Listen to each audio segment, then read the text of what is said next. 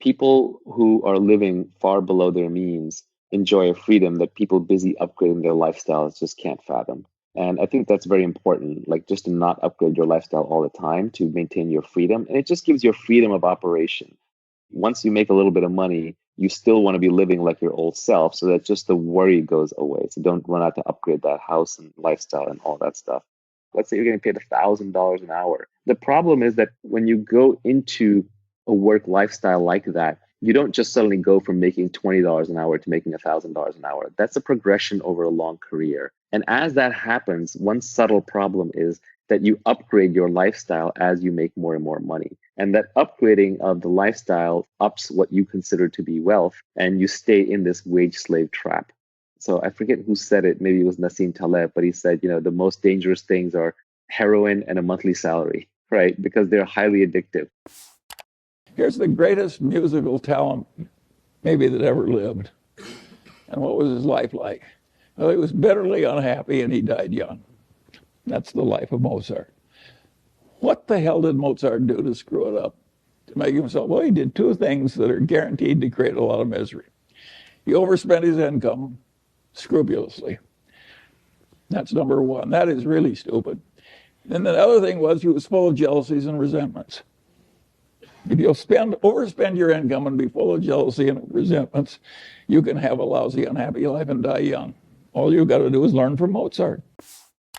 There's a guy called Mr. Money Mustache. So Mr. Money Mustache was a software engineer. Okay. So now he has a blog and he's got, big following and whatever. But when he was a software engineer and he graduated at 22, he knew that the gods were not so benevolent to land him at Snowflake. And then he just rides that coattail into becoming a billionaire. He knew that that was not what was going to happen to him. So he figured out, he assumed that when he graduated, he would get a generic programming job somewhere and paying a generic salary with a generic basic bonus, living a very generic life. And his goal was that when he turned 30, that he would be financially independent and he would no longer be working. That was his goal when he graduated. So he said, I've got 8 years and I'm not going to be making high incomes and I don't need a great amount of, comfort and such. So for example, Mr. Money Mustache would not be caught dead in a Starbucks.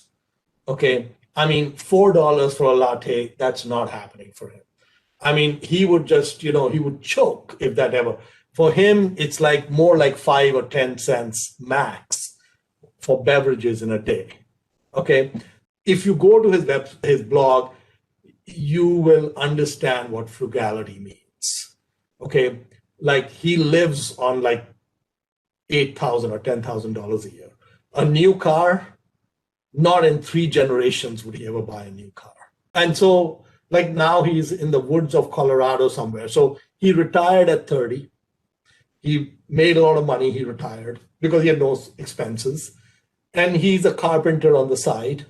So he built himself his own wood shack in somewhere in the middle of nowhere in Colorado. And lo and behold, in his 20s, he met Mrs. Money Mustache. Okay. Mrs. Money Mustache is even more dedicated than him. She's even more frugal than he is. So it's very important that if you're going to be Mr. Money Mustache, that you find Mrs. Money Mustache. Okay. So now the two of them, completely financially independent, quit their jobs. He bikes everywhere for everything. And I think his annual consumption of gas is like maybe 15 gallons a year. Okay, like 1 tank a year. When I was young, one of my principles was I knew I had to make money. It was my overwhelming desire. And one of the things I did was I said, okay, I'm never going to be worth more than what I think I'm worth. Okay, no one's going to pay me more than what I think I'm worth. So what am I worth? So I picked an hourly rate for myself that I was worth. And I said, I'm never going to squander my time for less than this. So if originally it was $500 an hour, then I upgrade to $5,000 an hour. And, it's ludicrous. But pick an aspirational hourly rate. aspirational. It has to be a little ludicrous. And then what I would do is if I have to return something, I'm standing in line to return something and it's below my hourly rate, I'll throw it away. If I have to, or give it away. If I have to do some task and I can hire somebody to do it for less than my hourly rate, I would hire them.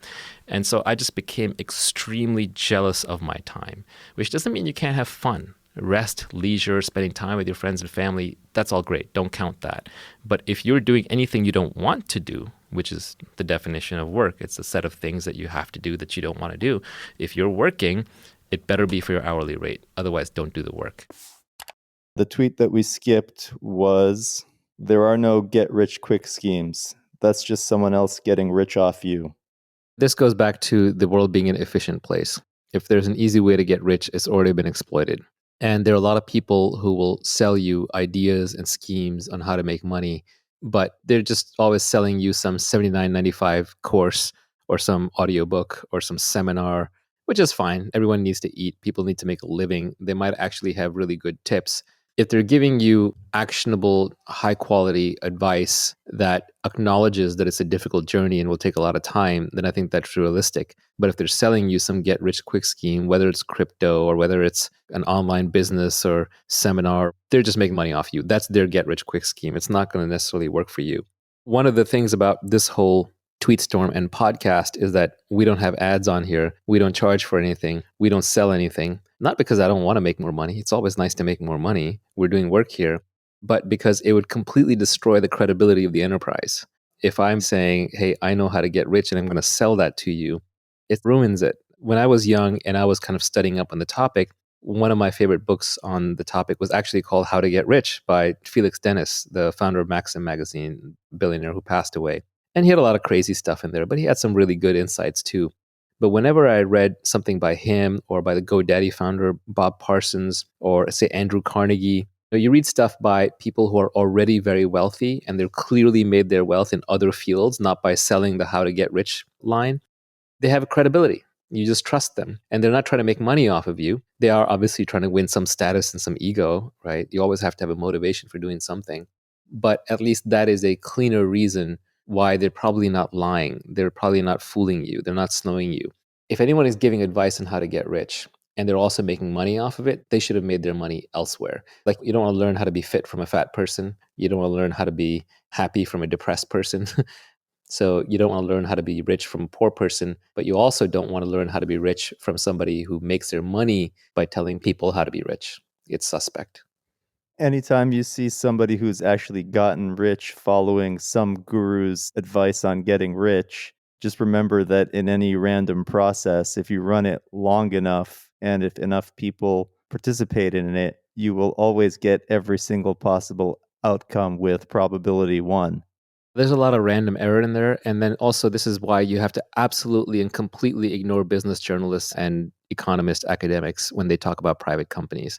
I won't even name names, but like when a famous economist rails on Bitcoin or when a business journalist attacks the latest company that's IPOing, it's complete nonsense. Those people have never built anything. They're professional critics. They don't know anything about making money. All they know is how to criticize and get page views. And you're literally becoming dumber by reading them. You are burning neurons. I'll leave you with a quote from Nassim Taleb that I liked, where he said, if you want to be a philosopher king, first become a king and then become a philosopher, not first become a philosopher and then become a king. Let's talk about compound interest. Compound interest is basically the idea that, let's say if you're earning 10% a year, the first year you make 10% and you end up with, let's say you had $1 you invested, you end up with $1.10. But the next year you end up with $1.21. And the next year you end up with $1.32 or 33. So it keeps adding on itself in such a way that if you're compounding at 30% a year for 30 years, you don't just end up with 10 or 20 times your money, you end up with thousands of times your money. So compound interest is a very powerful concept. Einstein used to say compounding is the eighth wonder of the world.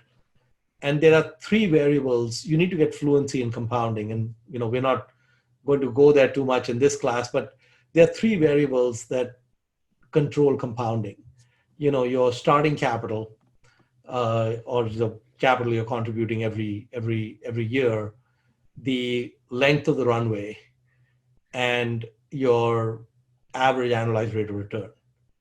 And so if you think of those three variables, if the runway is really long, even with very small amounts of capital and even with not such a high rate of return, you will end up with spectacular sums. So the most important thing for all of you is start early. So if you look at someone like Warren Buffett, so far his runway is 70 years old. He started at the age of 20 with 10,000, and now he's 90, and he's been compounding for 70 years. If you look at the 40-year-old Warren Buffett, so 40-year-old Warren Buffett, 1970, net worth less than 30 million. His net worth when he was 40 was less than, I think, 1/3,000th of his net worth today if he hadn't started giving the money away.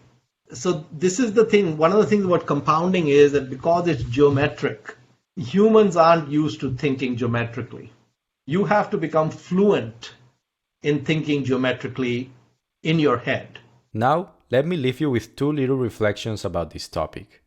On the habit of upgrading your lifestyle as you make more money, I really like Naval Ravikant's tweet where he said, "Survival and replication put us on the work treadmill. Hedonic adaptation keeps us there. The trick is knowing when to jump off and play instead."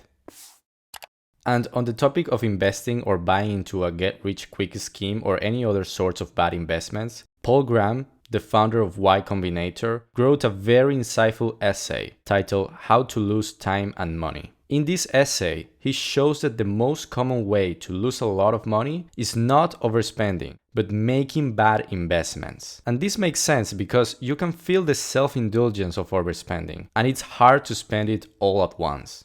Whereas in the case of a bad investment, you don't feel any self-indulgence. In fact, you feel productive, and you can lose all the money in one single moment. So as you make more and more money, it becomes increasingly important that you make sound investment decisions. As this is my last video for 2023, I thought it would be a cool idea to make a recap of my 4 favorite tools this year for learning and productivity. The first one is Notion, which I use for taking notes and managing projects. The second one is Obsidian, which I use for making mind maps of my notes. The third one is Shortform, an app with super high quality study guides from hundreds of non-fiction books, which has helped me to discover new ideas and learn much faster. And the last one is Readwise, which consolidates in one place all my highlights from ebooks and Shortform. And with its Reader app, I can even watch YouTube videos and make highlights directly on the transcript. And I love this because it's a way for me to build my own personal library with all the ideas that have resonated with me. I also have a partnership with Shortform and Readwise, so if you want to check them out, you can use my links down in the description to get a way better deal than usual.